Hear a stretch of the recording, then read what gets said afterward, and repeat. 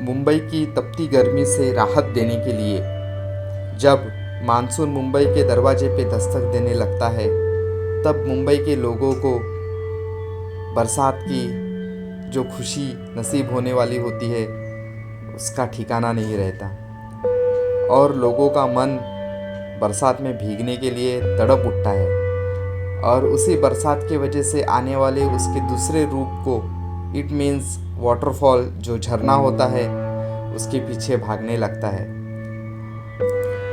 तो आइए अभी हम देखते हैं मुंबई के 7 वाटरफॉल एक के बाद एक।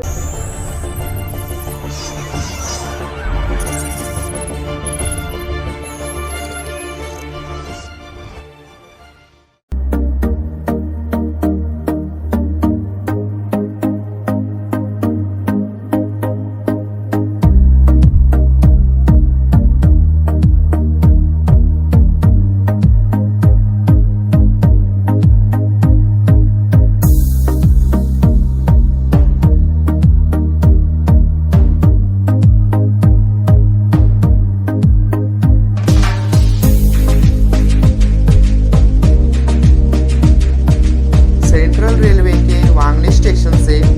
आप बांदेवाड़ी के लिए रिक्शा कीजिए और वहां से बांदेवाड़ी पहुंचने के बाद 15 मिनट का ट्रैक करके आप वाटर